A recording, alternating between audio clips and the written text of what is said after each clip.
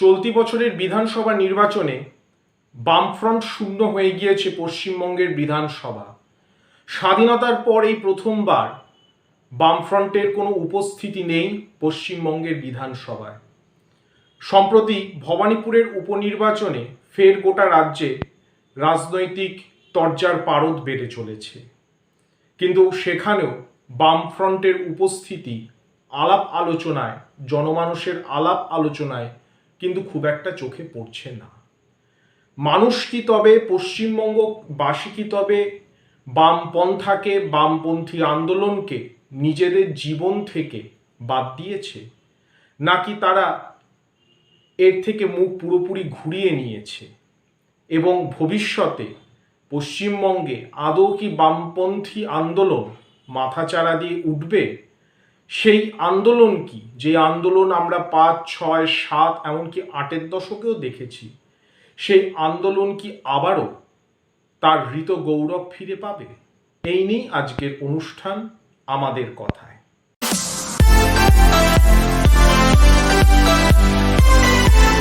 সংবাদপত্র, টিভি চ্যানেলে একটা জিনিস প্রতিষ্ঠা করার চেষ্টা করা হয় যে বামপন্থী আন্দোলন, বামপন্থা মানেই হচ্ছে সিপিআইএম।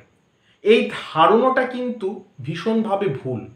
কারণ বামপন্থী আদর্শে চলার অনেকগুলো দল আছে যারা বামপন্থী আদর্শে চলছে। সেই বামপন্থী আদর্শে চলা দলগুলির মধ্যে সিপিআইএম হচ্ছে অন্যতম একটি দল।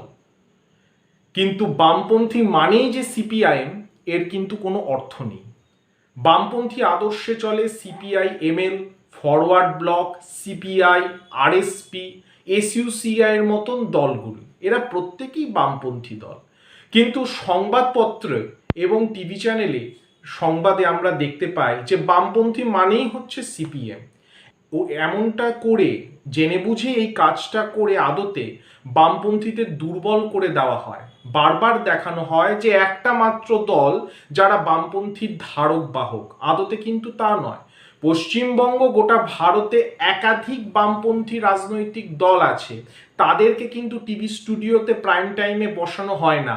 তাদের প্রতিনিধি, তাদের নেতাদের কিন্তু টিভি স্টুডিওতে প্রাইম টাইমে বসানো হয় না। এই কারণেই বসানো হয় না, কারণটা হচ্ছে যে বামপন্থী আন্দোলনকে, বামপন্থাটাকে যতটা দুর্বল করা যায় তত বেশি কায়েমি স্বার্থ চরিতার্থ করতে পারবে ক্রনি ক্যাপিটালিস্টরা, অর্থাৎ নীতি নির্ধারকদের যারা বন্ধু শিল্পপতি, তারাই এর সুযোগ, এর ফায়দা তুলতে পারবে।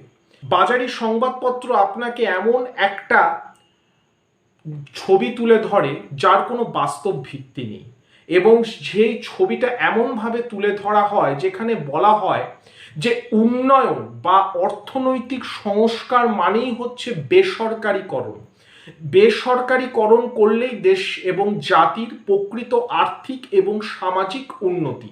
1991 থেকে আজ পর্যন্ত ভারতবর্ষ একাধিক বেসরকারীকরণ, বিদেশি বিনিয়োগ, এতগুলো বেসরকারীকরণের পরও কিন্তু আমাদের প্রত্যন্ত গ্রামাঞ্চলে বিদ্যুৎ পৌঁছয়নি। এতগুলো বেসরকারীকরণের পরেও কিন্তু বহু মানুষ বেকার থেকে গিয়েছে। জীবনযাপনের মানের কিন্তু কোনো উন্নতি হয়নি। স্বাস্থ্য সহ আরও জীবন ধারণের জন্য আর যেসব বিভিন্ন উপাদান রয়েছে, সেই সমস্ত উপাদানের দাম কিন্তু বৃদ্ধি পেয়েছে। মানুষের নাগালের বাইরে চলে গিয়েছে বিশ্বমানের শিক্ষা ও বিশ্বমানের স্বাস্থ্য পরিষেবা। এই প্রেক্ষাপটে বামপন্থীদেরকে বিরুদ্ধে একটি জিনিস দেখে দেয় এইসব বাজারি মিডিয়া, সেটা হচ্ছে বামপন্থীরা উন্নয়নের বিরুদ্ধে, তারা আর্থিক সংস্কারের বিরুদ্ধে। বামপন্থী ভাবধারা আদতে সমাজ বিরোধী, এরকম একটা মিথ্যে চরিত্রকে বামপন্থী নেতা নেত্রীদের ওপর দেখে দেওয়া হয়। ফলে মানুষ বিভ্রান্ত হয়, মানুষ বামপন্থীদের থেকে মুখটা ঘুরিয়ে নেয়। শূন্য হয়ে যাওয়ার পেছনে বামপন্থীদের যদি দোষ থাকে সেটা থাকতে পারে, কিন্তু সমস্ত দোষ, সমস্ত দায় কিন্তু একা বামপন্থীদের নয়। আমাদের এই রাজ্যে শহুরে, অর্থাৎ কলকাতা সহ পশ্চিমবঙ্গে আরও যেসব ছোট বড় মাঝারি শহর রয়েছে, পশ্চিমবঙ্গের সেই শহর কেন্দ্রিক সভ্যতা কিন্তু ভোগবাদে নিজেকে নিমজ্জিত করে নিয়েছে। তারা চূড়ান্ত ভোগী হয়ে উঠেছে। তারা নিজেদের জীবন যাপনকে পুরোদস্তুর মার্কিনী কায়দায় ঢেলে সাজাতে চাইছে। হয় তারা ডানপন্থী আর নয় তারা উগ্র ডানপন্থী। এর মাঝে তারা বামপন্থী জীবী হতে চাইছেন না, তারা বামপন্থাকে আনতে চাইছে না। কারণ বামপন্থা নিছক একটি রাজনৈতিক মতাদর্শ নয়, বামপন্থা হচ্ছে জীবনযাপনের একটি দর্শন। আমি জীবনটাকে কত সহজ সরল সুন্দরভাবে যাপন করব, নিজের মগজাস্ত্রের চিন্তার চেতনাকে কতটা বেশি গভীরভাবে নিয়ে যাব, সেইটাই হচ্ছে বামপন্থা। সমাজকে সাম্যের নজরে দেখা, সমাজকে একটা শ্রেণীহীন সমাজে পরিণত করাই কিন্তু বামপন্থার মূল আদর্শ। আজকে আমাদের শহুরে সংস্কৃতিতে একটা জিনিস দেখা গিয়েছে যে কোনো মানুষ যদি দারিদ্রতা নিয়ে প্রশ্ন তোলে, তার সহনাগরিক কেন খেতে পারছে না, কেন বেসরকারি স্কুলের ফিস বেড়ে গিয়েছে, কেন স্বাস্থ্য পরিষেবার মূল্য বেড়ে গিয়েছে, কেন বাজার হাটের দাম বাজারে জিনিসপত্রের দাম বেড়ে গিয়েছে, বা কেন কথায় কথায় বেসরকারিকরণের দিকে ঝুঁকে পড়ছে প্রশাসন, এই প্রশ্নগুলি যদি একজন মানুষ তোলে তাহলে তাকে বামপন্থী হিসেবে দেখে দেওয়া হয়।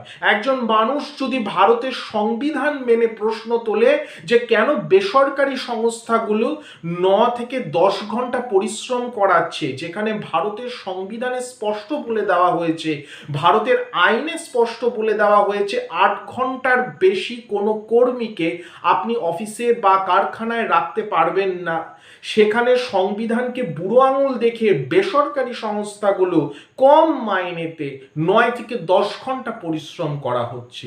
শ্রমজীবী মানুষের অধিকার নিয়ে যখনই কোনো মানুষ নিজের প্রশ্ন রাখবে তখনই তাকে বামপন্থী হিসেবে দেখে দেওয়া হয়। যদি কোনো শিক্ষিত মানুষ কার্ল মার্কস বা লেনিন কি বলেছে তাদের উদ্ধৃতি টেনে আনে, সঙ্গে সঙ্গে তাকে বামপন্থী হিসেবে দেখে দেওয়া হয়। এমনভাবে সেই মানুষকে কটাক্ষ করে করা হয় যে তুমি বামপন্থী, অর্থাৎ তুমি একজন নিকৃষ্ট, তোমার মন উদার নয়, তুমি সংস্কার বিরোধী।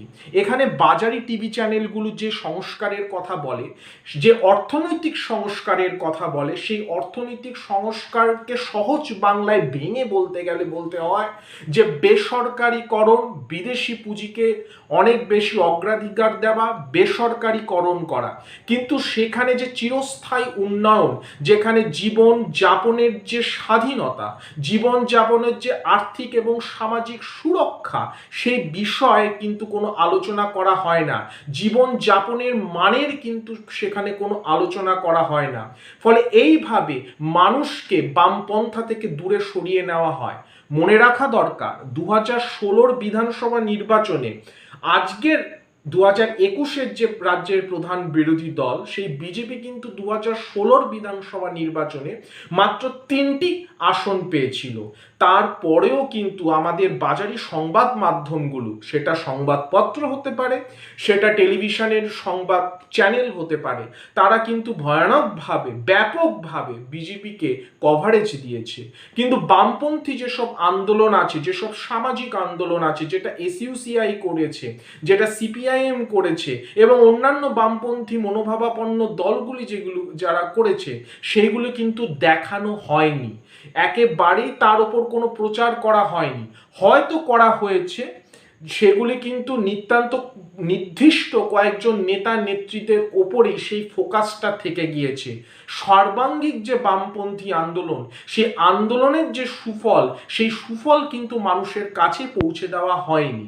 আমরা দেখেছি যে সীমান্তে যখনই উত্তেজনার সৃষ্টি হয় তখনই এই বাজারি সংবাদ মাধ্যমগুলো একটা জিনিস প্রচার করার চেষ্টা করে থাকে। তারা পরোক্ষভাবে মানুষের মনের মধ্যে ঢুকিয়ে দেয় যে বামপন্থা হচ্ছে রাষ্ট্র বিরোধী, যা দেশ বিরোধী কার্যকলাপ করে। এটা কিন্তু সর্বৈবভাবে মিথ্যে। কারণ স্বামী বিবেকানন্দ থেকে শুরু করে নেতাজি সুভাষচন্দ্র বসু, ভগৎ সিং প্রত্যেকেই মনে করতেন যে জাতীয়তাবাদের সঙ্গে সমাজতন্ত্রের কোনো বিরোধ নেই। জাতীয়তাবাদ এবং সমাজতন্ত্র একসাথে হাতে হাত ধরে এগিয়ে চলতে পারে। বিভিন্ন প্যানেল ডিসকাশনে টিভি চ্যানেলে দেখা গিয়েছে যে কোনো বামপন্থী নেতাকে যখন বসানো হয়েছে তাকে একটার পর একটা নেতিবাচক প্রশ্ন করা হয়েছে। সরকারের ব্যর্থতাকেও তার ওপর দিয়ে চালনা করার একটা প্রচেষ্টা হয়েছে। তার ফলে কি হয়েছে, সমাজে যে একটা পক্ষপাতহীন যে মানসিকতা, সেই মানসিকতা কিন্তু ক্রমান্বয়ে লোপ পেয়েছে এবং সমাজের যে সাম্যবাদী চিন্তাধারা, সমাজের যে সাম্য, সেই সাম্যবাদী চিন্তাধারা কিন্তু পুরোপুরি বিধ্বস্ত হয়ে গিয়েছে। আজ মানুষ আকাশের দিকে চায় না, আজ মানুষ সাউথ সিটি মলের দিকে চায়, আজ মানুষ সুউচ্চ গগনচুম্বী স্কাই স্ক্রেপারের দিকে চায় এবং চেয়ে ভাবে এটাই জীবন।